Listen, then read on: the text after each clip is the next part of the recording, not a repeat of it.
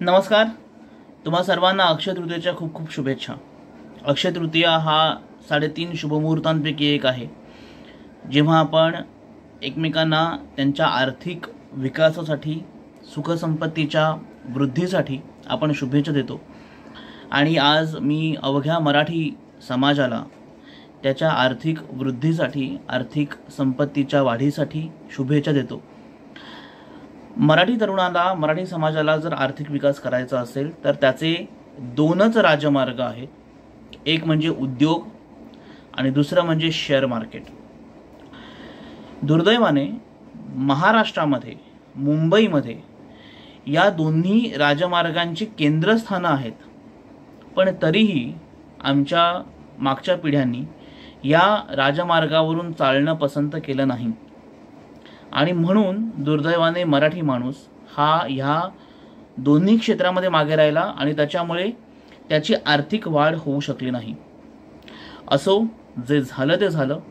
मात्र ती चूक आता ह्या आपल्या पिढीने सुधारणं गरजेचं आहे आणि म्हणून हे दोन्ही राजमार्ग आता आपण चोखाळले पाहिजेत. त्याशिवाय खरंच गत्यंतर नाही. उद्योगाविषयी आपण नंतर बोलू. मात्र आज आपण जे बोलणार आहोत ते आहे शेअर मार्केटविषयी. शेअर मार्केटविषयी जेव्हा मी तरुणांशी बोलतो, मी मराठी लोकांशी बोलतो, तेव्हा मला दोन गोष्टी जाणवतात. एक, त्यांना या क्षेत्रामध्ये खरंच यायचं आहे. हे क्षेत्र ते आत्तापर्यंत ऐकत आलेले आहेत आणि त्यांना असं वाटतं की आता आम्हाला शेअर मार्केटमध्ये गुंतवणूक करायची आहे. पण त्यांना असं वाटतं की शेअर मार्केट ही काहीतरी फार वेगळी, मोठी रोबोटिक सायन्स काहीतरी गोष्ट आहे. तसं नाही आहे मित्रांनो. तुम्ही सकाळी उठून दात घासताना शेअर मार्केटमधली गुंतवणूक एवढी सोपी आहे. त्याच्यामध्ये काहीही रोबोटिक सायन्स नाही आहे, त्याच्यामध्ये काहीही एरोनॉटिकल सायन्स नाही आहे, काही नाही. त्याच्यामध्ये साधी सोपी गोष्ट आहे. तुमचा पैसा आहे, तुम्हाला शेअर्स निवडायचे आहेत, तुम्हाला शेअर्स विकत घ्यायचे आहेत. तुम्हाला जेव्हा वाटेल की आता प्रॉफिट झालेलं आहे, हे मला पुरे आहे, ते तुम्हाला शेअर्स विकायचे आहेत. तुम्हाला लॉंग टर्म ठेवायचे असतील तर तुम्ही लॉंग टर्म ठेवू शकता शेअर्स. हा डिसिजन पूर्ण तुमचा आहे. शेअर मार्केटमध्ये विशेषतः सध्या ऑनलाईन ट्रेडिंग झाल्यानंतर शेअर मार्केट ही इतकी सोपी गोष्ट झालेली आहे की त्याच्यामध्ये गुंतवणूक करण्यामध्ये काहीही भीती वाटण्याचं किंवा काहीही ती कठीण आहे असं वाटण्याचं काही कारण नाही आहे. आणि त्याच्यामुळे ज्या माणसांना, ज्या मराठी तरुणांना असं वाटतंय की मला शेअर मार्केटमध्ये यायचं आहे, त्यांना मी सांगतो की तुम्ही अगदी आरामात येऊ शकता. किंबहुना हीच ती वेळ, हाच तो क्षण की जेव्हा तुम्ही शेअर मार्केटमध्ये आलं पाहिजे. कारण तुम्ही जितका उशीर करत जाईल तितकं शेअर मार्केट वाढत जाईल. मागच्या वर्षी मी लॉकडाऊनच्या वेळेला एक व्हिडिओ बनवला होता की हीच ती वेळ, हाच तो क्षण. सेन्सेक्स तेव्हा 42,000 होता, त्यावेळेला तो 27,000 पर्यंत खाली आला होता. सगळे मोठमोठे शेअर्स त्यावेळेला गडगडले होते आणि त्याच्यामुळे मी तेव्हा व्हिडिओ बनवला होता की तुम्ही चांगले शेअर्स घ्या आणि त्या चांगल्या शेअर्समध्ये तुम्ही जर गुंतवणूक केली तर तुम्हाला त्याचे रिटर्न्स चांगले मिळतील. त्यातले बरेचसे शेअर्स किंवा जवळजवळ सगळेच शेअर्स हे आता या वर्षभरामध्ये दुप्पट झालेले आहेत. त्याच्यामुळे आता शेअर मार्केट हे 48-49च्या घरामध्ये जेव्हा आहे तेव्हा तुम्ही गुंतवणूक करायला सुरुवात केली पाहिजे शेअर मार्केटमध्ये. हीच ती वेळ, हाच तो क्षण.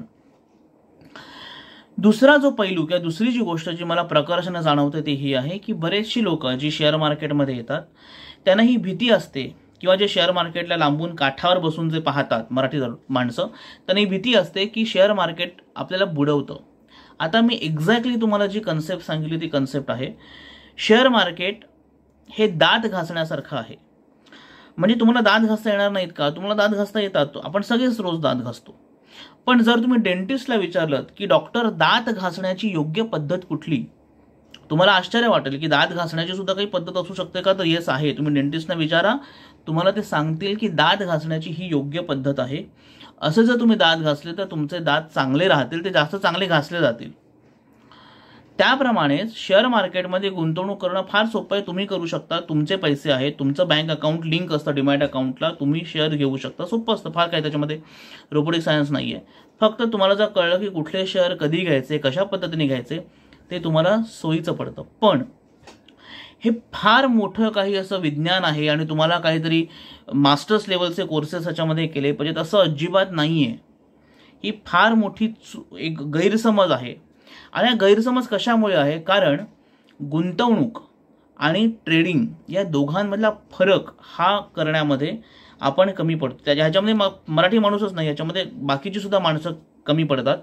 आणि म्हणून जे शेअर मार्केटविषयी जे गूढ वलय आहे ना, बर्मुडा ट्रायंगलसारखं, की बाबा हे काहीतरी गूढ आहे आणि याच्यामध्ये कसं आपण एंटर करायचं आणि एंटर केल्यानंतर आपण पडणार तर नाही ना वगैरे, हे त्याच्यामुळे निर्माण झालेलं आहे. कारण इथे ट्रेडिंगच्या आपण रस्त्याने चालण्याचा प्रयत्न करतो. ट्रेडिंगचा रस्ता हा निश्चित निसरडा आहे आणि त्यासाठी तुम्हाला तुमचे बूट चांगले असणं आवश्यक आहे. आणि बूट म्हणजे तुमचं नॉलेज. शेअर मार्केटमध्ये तुम्हाला एंटर करताना तुम्हाला ही गोष्ट माहिती असली पाहिजे की मला ह्याच्यामध्ये गुंतवणूक करायची आहे की मला ट्रेडिंग करायचं आहे. एनिवेज आपण त्याच्याकडे आता पुढे जाऊया. सांगण्याचा मुद्दा असा की बर्मुडा ट्रायंगलचं जे गूढ आहे हे गूढसुद्धा आता शास्त्रज्ञांनी सॉल्व्ह केलेलं आहे आणि त्याच्यामुळे शेअर मार्केटसुद्धा हे गूढ आता आपण सॉल्व्ह करूया. आणि शेअर मार्केटमध्ये तुम्हाला जर यायचं असेल आणि तुम्हाला त्याच्यामध्ये पैसे गुंतवायचे असतील तर ते तुम्ही कसे करू शकता याच्याबद्दल आपण या व्हिडिओमध्ये चर्चा करूया. आता तुम्हाला जर शेअर मार्केटमध्ये यायचं आहे हे तुम्ही ठरवलं आहे तर सगळ्यात सोपी गोष्ट आहे ती म्हणजे तुम्ही, आणि सगळ्यात महत्त्वाची गोष्ट ती म्हणजे तुम्ही तुमचं डीमॅट अकाउंट ओपन केलं पाहिजे. तुम्ही तुमचं डीमॅट अकाउंट ओपन केलं तर तुम्हाला त्याच्यामध्ये ट्रेडिंग करता येतं. ट्रेडिंग म्हणजे मी डे ट्रेडिंग वगैरे या अर्थाने म्हणत नाही आहे. तुम्हाला शेअर खरेदी विक्री करता येते. तुमचे पैसे जे आहेत म्हणजे जे ज्या अकाउंटमध्ये आहेत बँक अकाउंटला, ते बँक अकाउंट तुम्ही जर डीमॅट अकाउंटला लिंक केलं तर तुम्ही एखाद्या शेअरचं ट्रान्झॅक्शन जेव्हा करता, म्हणजे तुम्ही जेव्हा तो शेअर घेता, ही जेव्हा तुम्ही ऑर्डर त्या डीमॅटला टाकता तेव्हा तुमच्या अकाउंटमधून ऑटोमॅटिकली पैसे डेबिट होतात. जेव्हा तुम्ही तो शेअर विकता तेव्हा ते पैसे ऑटोमॅटिकली तुमच्या अकाउंटला क्रेडिट होतात. एवढं सहज साधं सोपं गणित आहे. त्याच्यामध्ये काहीही मगाशी मी म्हटल्याप्रमाणे रोबोटिक सायन्स नाही आहे. त्याच्यामुळे हे तुम्ही सुद्धा आरामात करू शकता. बरेचसे जण हे मी असंही बघितलं आहे की काही जणांनी म्हणजे जे प्रोप्रायटरी ट्रेडिंग ज्याला म्हणतात की बाबा काही लोक असे असतात की जे म्हणतात की आम्ही तुमचे पैसे आम्हाला द्या, आम्ही ते ट्रेडिंग करून देतो. तर ह्या गोष्टीविषयी मी इकडे काहीही कमेंट करणार नाही आहे, कारण इथे आपण बोलतो आहोत ते लॉंग टर्म गुंतवणुकीसाठी. आता या लॉंग टर्म गुंतवणुकीचा नक्की अर्थ काय? बरं, पहिली गोष्ट म्हणजे जेव्हा तुम्ही शेअर मार्केटमध्ये येता, मी मगाशी म्हटलं, तेव्हा तुम्ही स्वतःशी हे पक्का करायचं आहे की मला गुंतवणूक करायची आहे की मला ट्रेडिंग करायचं आहे. आता दोघांमध्ये फरक काय आहे? तर जर तुम्ही इन्कम टॅक्सच्या भाषेमध्ये बोललात तर तुम्ही जेव्हा एखाद्या शेअर्समध्ये किंवा एखाद्या मालमत्तेमध्ये तुम्ही गुंतवणूक करता आणि ती गुंतवणूक तुमची 3 वर्षापेक्षा अधिक असते तेव्हा त्याला आपण म्हणतो लॉंग टर्म गुंतवणूक. जर तुम्ही हीच गोष्ट मनी मार्केटच्या भाषेमध्ये बोललात तर जेव्हा तुमचं एखादं इन्स्ट्रुमेंट, तुमची एखादी गोष्ट ही 1 वर्षापेक्षा जास्त गुंतवणूक असते तेव्हा त्याला ते म्हणतात मनी मार्केट. आणि जेव्हा ती 1 वर्षापेक्षा कमी असते तेव्हा त्याला म्हणतात ते मनी मार्केट. 1 वर्षापेक्षा जास्त असते त्याला म्हणतात ते फायनान्शियल मार्केट. त्याच्यामुळे हा जो फरक आहे किंवा ही जी व्याख्या आहे ही व्याख्याच आपण आपल्याला लावून घेऊया की जेव्हा तुम्ही एखादी गुंतवणूक 1 वर्षापेक्षा किंवा 3 वर्षापेक्षा अधिक करता तेव्हा आपण त्याला म्हणू लॉंग टर्म गुंतवणूक. आणि जेव्हा तुम्ही एखादी गुंतवणूक ही 1 वर्षापेक्षा कमी करता, मग तो पिरियड काही असेल, त्याला आपण म्हणू शॉर्ट टर्म गुंतवणूक. आता ही शॉर्ट टर्म गुंतवणूक डे ट्रेडिंगची पण असू शकते. डे ट्रेडिंग म्हणजे काय? तर मी आता शेअर घेतला या दिवसभरामध्ये, सकाळी 9:30 वाजता मार्केट ओपन होतं, 3:30 वाजता संपतं, मी ह्या दिवसभरामध्ये कधीही शेअर घेतला आणि तो त्याच दिवशी विकला. याच्यामध्ये मी शेअर्स माझ्या डीमॅट अकाउंटला घेत नाही. जर मी तो शेअर माझ्या डीमॅट अकाउंटला घेतला तर त्याला आपण म्हणतो डिलिव्हरी घेणं. उदाहरणार्थ की समजा आता माझं व्यापार आहे, समजा मी तांदूळ विकतो.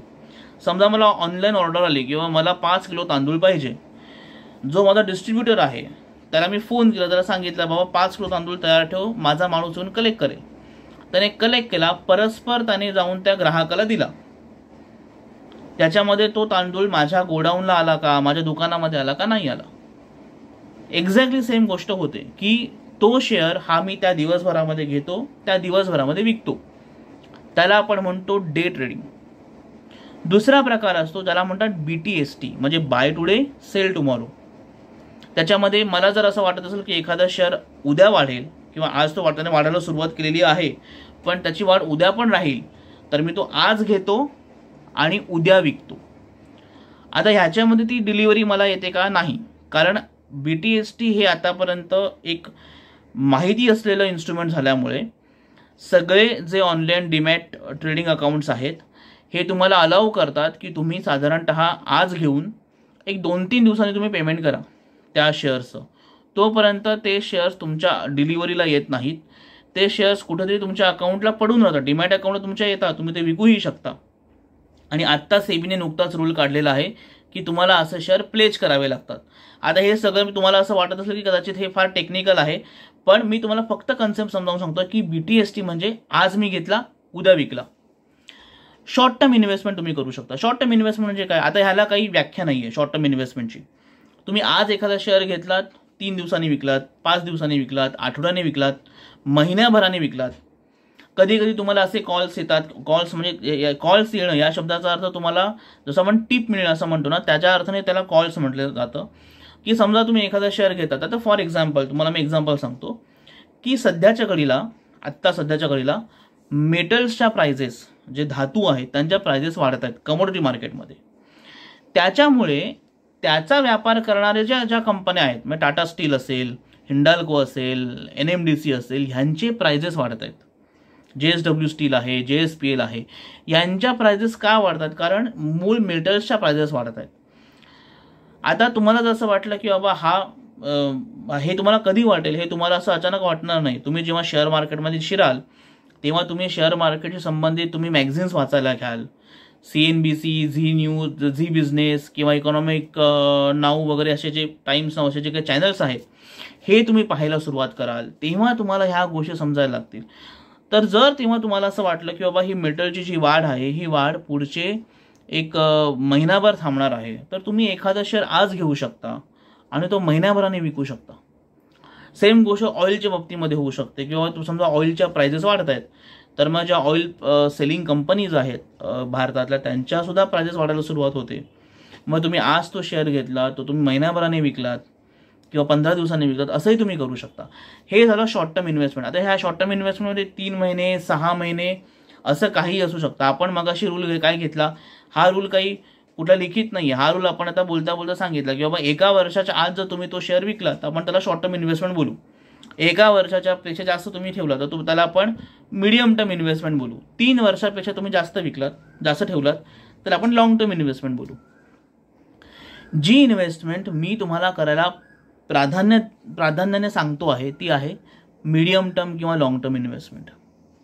आता या लॉंग टर्म इन्व्हेस्टमेंटचे 2 मुख्य फायदे असतात. एक, जेव्हा तुम्ही शॉर्ट टर्म इन्व्हेस्टमेंट करता, शॉर्ट टर्म इन्व्हेस्टमेंट म्हणजे तुम्ही जेव्हा 3 महिने 6 महिने थांबता त्याचं मी म्हणत नाही आहे. तुम्ही जेव्हा डे ट्रेडिंग करता, तुम्ही जेव्हा BTST करता, तेव्हा जी सगळ्यात मोठा फॅक्टर जो तुम्हाला तुमच्या प्रॉफिटला हर्ट करतो आणि तो आपल्याला कळत नसतो तो आहे ब्रोकरेजचा. जेव्हा तुम्ही 3 महिने 6 महिने थांबता, म्हणजे थोडक्यात तुम्ही डिलिव्हरी घेता त्या शेअरची. तुम्हाला आता डिलिव्हरी घेणं म्हणजे काय ते आता कळलं असेल असं मला वाटतं की जेव्हा तुम्ही तो डिलिव्हरी घेता त्या शेअरची तेव्हा तुम्हाला जास्त ब्रोकरेज लागतं थोडंसं, पण ते तुम्हाला फार बॉदर करत नाही कारण तुम्ही जास्त स्पॅनला थांबता, तुमचं प्रॉफिट मार्जिन पण जास्त असतं. त्याच्यामुळे तुम्ही जेव्हा लॉंग टर्म इन्व्हेस्टमेंटचा विचार करता, म्हणजे मीडियम टर्म म्हणजे 1 वर्षापेक्षा जास्त किंवा 3 वर्षापेक्षा जास्त, तेव्हा तुम्हाला ब्रोकरेज फार जास्त बॉदर करणार नाही. आणि त्याच्यामुळे तुम्ही कुठे तुम्ही डीमॅट अकाउंट उघडावं असा जो तुम्ही मला प्रश्न विचारलात तर मी सांगेन कुठेही उघडा. कुठल्याही एका विशिष्ट डीमॅट अकाउंटचं मार्केटिंग करण्याची इथे गरज नाही आहे. तुम्ही कुठेही उघडा, पण सगळ्यात महत्त्वाची गोष्ट ही आहे की त्या डीमॅट अकाउंटचं जर स्वतःचं DP असेल. DP म्हणजे काय, तर डिपॉझिटरी पार्टिसिपंट, म्हणजे ज्या ठिकाणी तुमचे शेअर्स इलेक्ट्रॉनिक फॉर्ममध्ये जमा होतात तर ते उत्तम म्हणतोय मी. ज्यांचे स्वतःचे DP नाही आहेत ते योग्य नाही आहेत असं मी नाही म्हणत आहे, पण ते उत्तम. त्यातूनही जे ऑनलाईन ट्रेडिंग अकाउंट्स आहेत ते अधिक जास्त चांगले. का? कारण त्याच्यामध्ये तुमच्याकडे स्वतःकडे स्वातंत्र्य असतं की तुम्ही स्वतः, आता अर्थात आजचे ते दिवस गेलेत, अजूनही आहेत फिजिकल ब्रोकर्स, अजूनही आहेत शेअर ब्रोकर्स की ज्यांना तुम्ही फोन करून तुम्ही ट्रेड सांगता, तो तुमच्याकडून ट्रेड घेतो तुमच्या वतीने, तो हे करतो. ते दिवस अजूनही काही ठिकाणी असेल, मात्र बहुतांशी लोक आता ऑनलाईन ट्रेडिंगकडे वळलेले आहेत. बहुतांशी बँका त्यांनी स्वतःचं ऑनलाईन ट्रेडिंग सुरू केलेलं आहे. मग ते स्वतःचं असेल तसं आता ICICI आहे, HDFC आहे, यांचं स्वतःचं ऑनलाईन अकाउंट ट्रेडिंग अकाउंट आहे. त्या त्यांचं स्वतःचं DP अकाउंटसुद्धा आहे.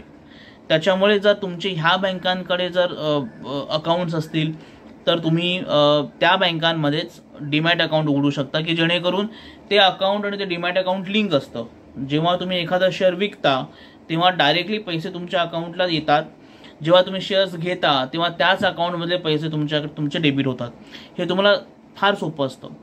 किंवा एंजल ब्रोकिंग, शेअर खान यांच्यासारखे ऑनलाईन ट्रेडिंग अकाउंट्स आहेत की ज्या बँका नाही आहेत, ज्यांचे स्वतःचे अकाउंट्स नसतात, जिथे तुम्हाला तुमचं एखादं अकाउंट अटॅच करावं लागतं, पण त्या ठिकाणी तुमचं डीमॅट होतं आणि त्या ठिकाणीच तुमचं DP सुद्धा तो तुमचा असतो की तुमचे शेअर्स त्याच्याकडे जमा होतात. त्याच्यामुळे मी कोणाकडे डीमॅट अकाउंट उघडावं ह्याला काहीही मी सजेशन्स देणार नाही. तुम्ही कोणाकडेही ते उघडू शकता.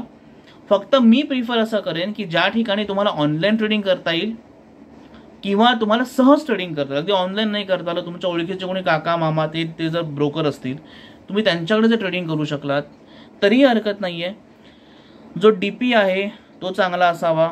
त्याच्यामध्येही आता ॲक्च्युली फार जास्त रोबोटिक सायन्स त्याच्यातही नाही आहे, कारण हे सगळं जे आहे ना, हे शेअर मार्केट सगळं ते सगळं सेबीने रेग्युलेट केलेलं आहे. त्याच्यामुळे कोणी ऐरा गैरा याच्यामध्ये येऊ शकत नाही.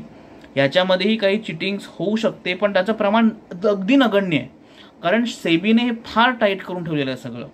त्याच्यामुळे कोण DP आहे, कोण डिपॉझिटरीज फक्त 2च आहेत भारतामध्ये, NSDL आणि CDSL. ते दोन्ही गव्हर्नमेंटच्या अखत्यारीमध्ये आहेत.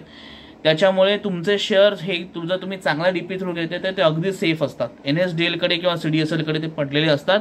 तुम्ही आज घ्या, तुम्ही 20 वर्षांनी विका, 30 वर्षांनी विका किंवा 30 वर्ष, त्यांना काहीही होणार नाही, कारण ते शेअर सेफ आहेत त्यांच्याकडे. फक्त तुमचा DP जो आहे तो DP चांगला असावा.